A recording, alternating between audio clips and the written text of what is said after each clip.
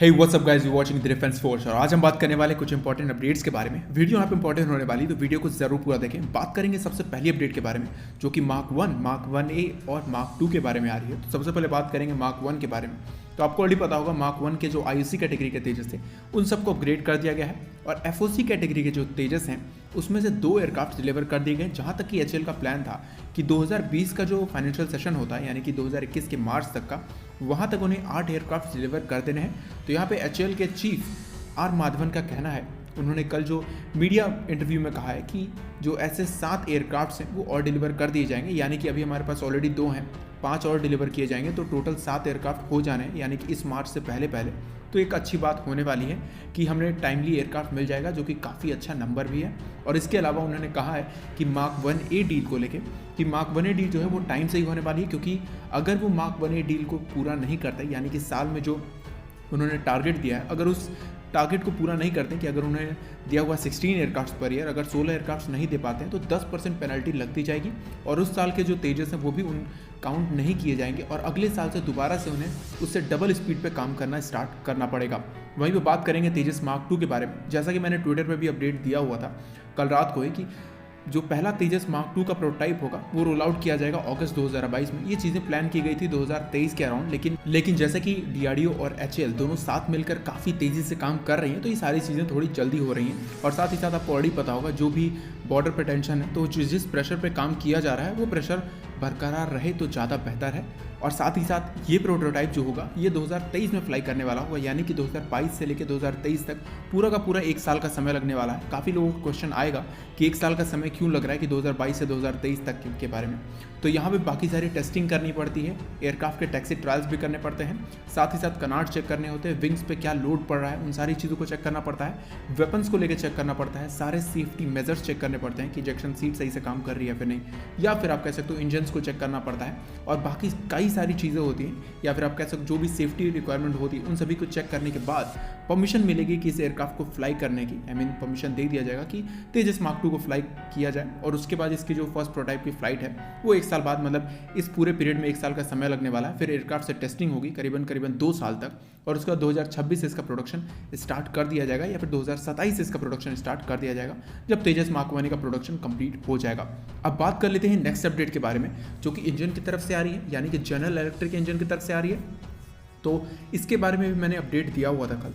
तो general electric के engine के बारे में मैंने आपको एक चीज़ बताई हुई थी कि टेडबफ और एमका दोनों में ही इंजन लगने वाले हैं, जो कि हमारे इंडिजिनस इंजन होने वाले हैं, जो कि हम या तो रोल्स रॉयल्स या फिर साफरान के साथ मिलकर बनाने वाले हैं। यहाँ की मोस्ट ज़्यादा पॉसिबिलिटी यही है कि हम रोल्स रॉयल्स के साथ एक इंजन बनाएं, क्योंकि साफरान के जो इंजन है अगर उसे स्केल अप भी किया जाता है तो वो 130 किलो न्यूटन का थ्रस्ट नहीं दे पा रहे हैं। लेकिन यहाँ पे सबसे बड़ी बात ये आती है कि अब जो इंजन होगा तेजस मार्क 2 में भी, वो भी इंडिजिनस इंजन ही लगाया जाएगा। और जनरल इलेक्ट्रिक F414G इंजन की ट्रांसफ़र ऑफ टेक्नोलॉजी की बात की जा रही थी, वहाँ पे हमारे HAL के चीफ ने कहा है कि इस चीज़ को कैंसिल कर दिया गया है, यानी कि अब जो ट्रांसफ़र ऑफ टेक्नोलॉजी होगी, मेक इन इंडिया का जो चीज़ें थी इसमें, उसको यहाँ पर पूरी तरीके से कैंसिल किया गया है। जो भी इंजन होंगे, यानी कि 100 की संख्या में जो भी हमने इंजन ऑर्डर किए हैं, वो डायरेक्टली अमेरिका से ही बनकर आएंगे। तो ये सारे इंजन को इंडिया में नहीं बनाने का सबसे बड़ा कारण ये है कि एक तो हम सबसे ज़्यादा पैसे भी दे रहे हैं, पूरी की पूरी टेक्नोलॉजी भी नहीं मिल रही, हमें सिर्फ मैन्युफैक्चरिंग टेक्नोलॉजी मिल रही है, और उसके अलावा हम उसके कोर मटेरियल को भी नहीं जान पा रहे हैं। तो इतने ज़्यादा पैसे खर्च करने के बाद तेजस का जो प्राइस है वो काफ़ी ज़्यादा बढ़ जा रहा है। तो इस चीज़ को DRDO और HAL ने मिलकर बात की कि इसे इंडिया में बनाना उतना अच्छा आइडिया नहीं है, इसको बेटर है कि बाहर से ही इंपोर्ट कर लिया जाए, यानी कि यूनाइटेड स्टेट से इंपोर्ट कर लिया जाए बड़ी संख्या में। जब भी हमें ओवरऑलिंग की आवश्यकता होगी तो हम इससे ओवरऑल कर लेंगे, या फिर इन फ्यूचर जब भी कोई आवश्यकता होगी तो हम और ऑर्डर प्लेस कर देंगे। यहाँ पे DRDO और HAL मिलकर एक जेट इंजन कॉम्प्लेक्स भी बनाने वाले हैं, यानी कि इंजन कॉम्प्लेक्स यहाँ पे सभी तरह के इंजन बनाए जाएंगे, यानी कि फाइटर जेट एयरक्राफ्ट के इंजन, हेलीकॉप्टर्स इंजन, और साथ ही साथ जो एयरक्राफ्ट के इंजन होते हैं, यानी कि जो सिविलियन एयरक्राफ्ट के इंजन होते हैं, वो भी इंजन बनाए जाएंगे। यानी कि सभी तरह के जो इंजन होते हैं वो सारे के सारे इंजन अब इंडिया में ही बनाए जाएंगे।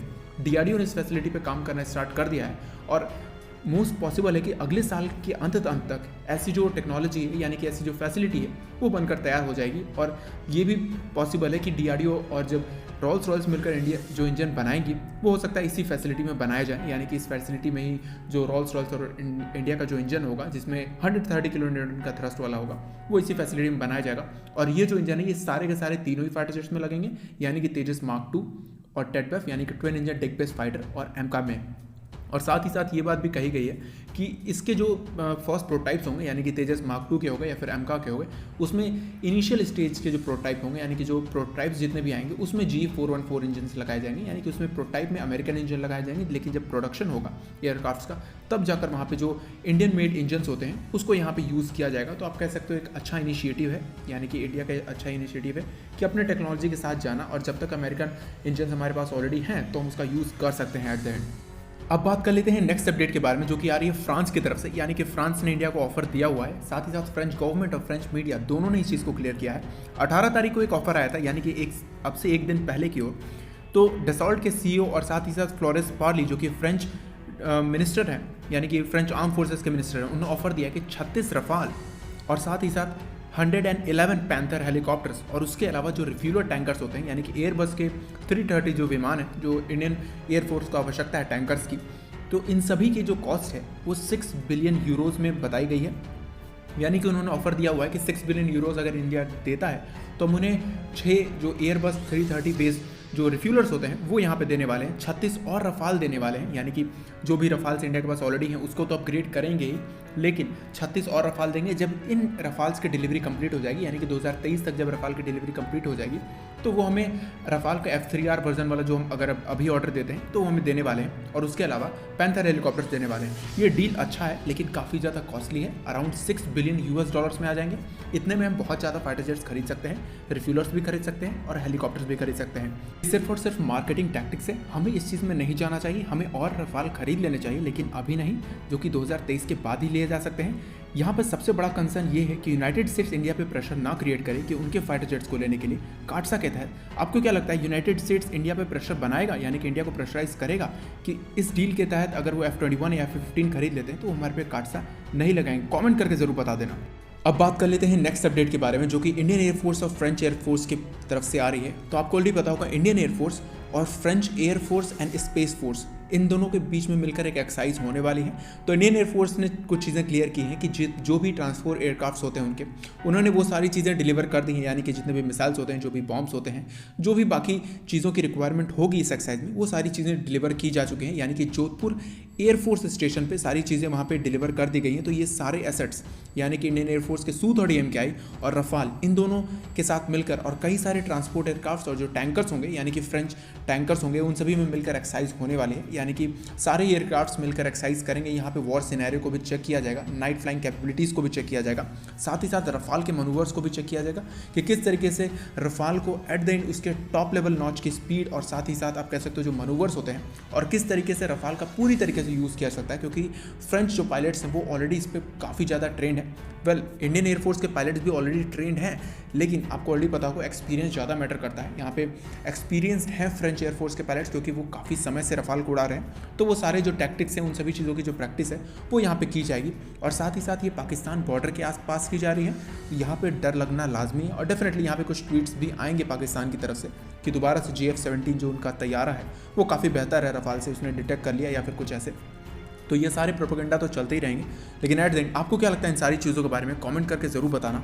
आज के वीडियो के लिए इतना ही। अंत तक वीडियो को देखने के लिए धन्यवाद। चैनल को जरूर सब्सक्राइब कर देना। जय हिंद।